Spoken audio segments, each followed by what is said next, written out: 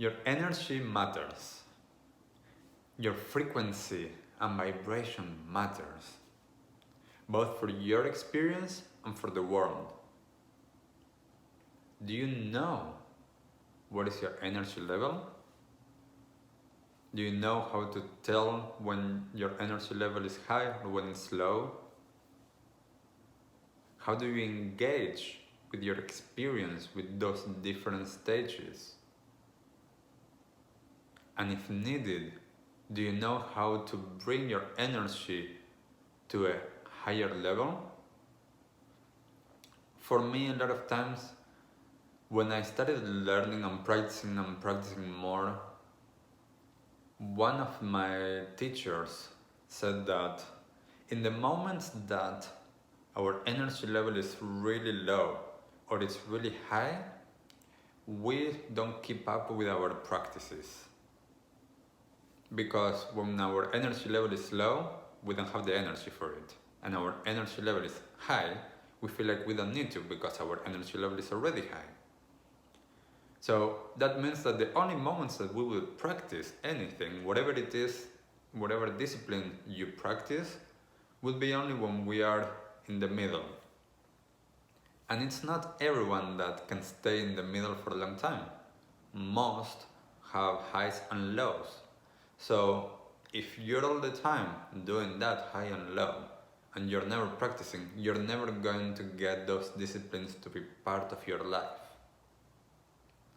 So it's really important to understand how do we engage and how do we move on from those places. So listening to our body and knowing that it's okay to have low energy levels. And it's okay in those moments to go for a rest. But if we need to do something, whether that is for work, at home, for our relationships, whatever it is, if we need to do something now and our energy level is low, how do we change it? How do we bring our energy to be higher? And for me, that comes back to my practices, especially understanding energy and how that moves in my body and outside my body, and how I'm able to, in a sense, manipulate how that energy is moving by using my awareness, by using my breath, and by using my body. So I use the vehicle of my body and my breath to shift and move the energy. Now that can be done with a lot of different techniques. So you can practice some yoga, you can practice dancing, you can go for a run, you can swim, whatever it is that allows the body to move.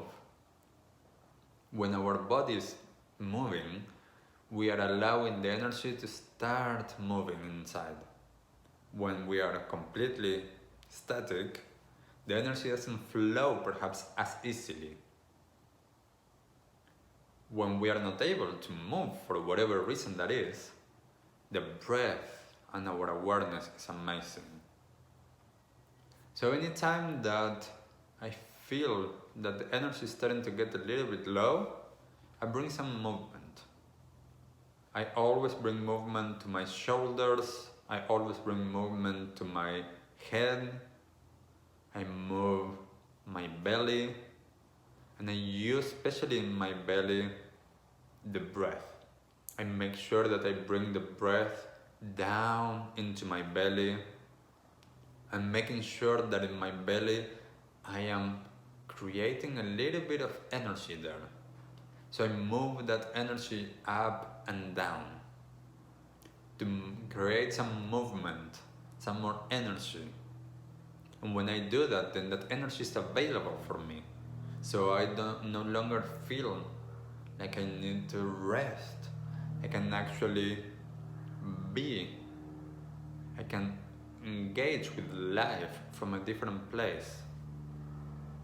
So one of the key things that during these times we want to do is we want to learn how to be connected with our body, with our energy, understanding how am I doing and how am I engaging with that.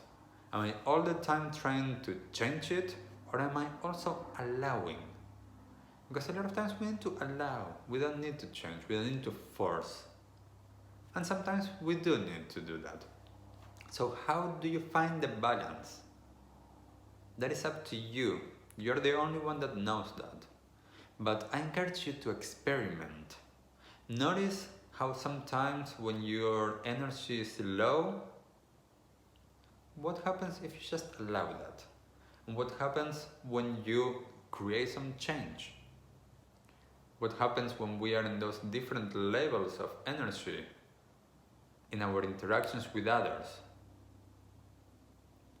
So just noticing, becoming more aware, because your energy matters, your vibration matters, and what energy type we are having actually has an impact in our lives. So noticing, and noticing.